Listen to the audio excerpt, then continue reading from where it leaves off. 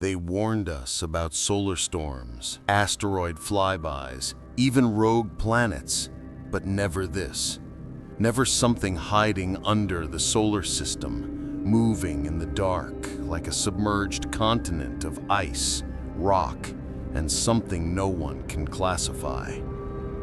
They'll say it's harmless. They'll say it's expected. But behind closed doors, the data analysts, the mission designers, the people who see the raw numbers first, they aren't sleeping.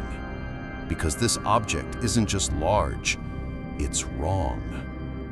And tonight, you'll hear the part they tried to bury beneath official statements and failed live streams. Today, we dive into, they call it C 2014 UN 271, Bernardinelli Bernstein. But the people who know what's coming simply call it the underworld object. On paper, it's a mega comet, whatever that means. Science has labels for everything when it wants to tame fear. But labels don't help when something the size of a small nation wakes up beyond Neptune and starts erupting violently at a distance where sunlight is barely a rumor. Comets don't behave like that. Rocks don't behave like that. Nothing we understand behaves like that. The first red flag was its size, a nucleus nearly 150 kilometers across. Big enough to have gravity of its own, big enough to not care about standard comet physics. Then came the second red flag, the eruptions. Not gradual sublimation, explosions, outbursts so violent they blasted out more than 100 million tons of dust and gas in less than 24 hours. Far too early, far too cold, far too strong. It looked less like melting and more like testing. But here's the detail no one wants to talk about. Its orbit isn't just tilted, it's nearly vertical, a 95-degree dagger slicing through the solar system's flat plane. It came in from above, plunged under the sun, and now sits directly beneath the inner planets like a shadow waiting for its cue. Not orbiting with us, not drifting quietly, but rising.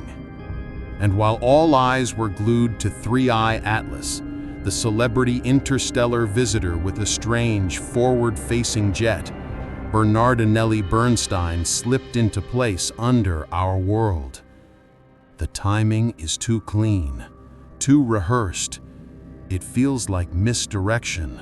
The small object up front, flashy and chaotic, while the true threat enters from below.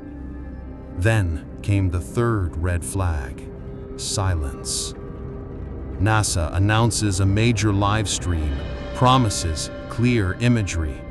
What we get is a blurry, unfocused smear.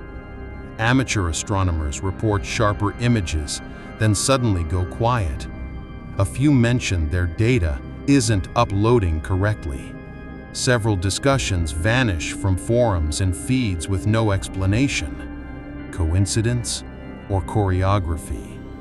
Because here's the truth. A body this massive doesn't just pass through a system. It drags tides of dust, magnetic tension, and gravitational anomalies behind it. Its orbit is so loosely bound to the sun that even distant stellar tides can push it off course. Add its violent eruptions, each acting like a microscopic thruster, and suddenly its path becomes unpredictable. Dangerously unpredictable. Think about that. A 150-kilometer black mass, darker than coal, reflecting barely 4% of light, drifting under the inner planets with a direction we cannot guarantee. And while officials downplay it, quiet edits are happening behind the scenes. Satellite data adjusted. Magnetic storm forecasts revised. 2 deep space probes suddenly offline. All within the same window that UN 271 erupted again. Stack the dates, watch the pattern. The coincidences stop looking like coincidences fast. The official line is simple. It's safe. It won't get closer than Saturn's orbit. It's just a comet. But ask yourself, if it's harmless, why did no one approve a flyby mission? Why did no agency reroute a probe? Why are the people who normally jump at deep space research suddenly quiet? Because up close, this object might reveal something they cannot explain away. And now the part most people will refuse to hear.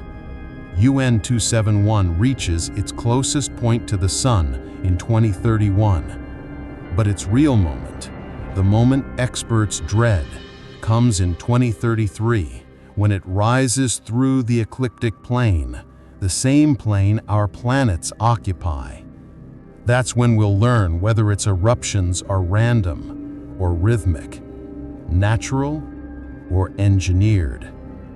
And if you're the kind of person who demands the truth before it's packaged and sanitized, then don't just watch from the sidelines. Follow this channel, stay close, and stay aware, because the things they're hiding won't stay buried much longer. In the next chapter, I'll show you the signal that suggests UN 271 might not be alone.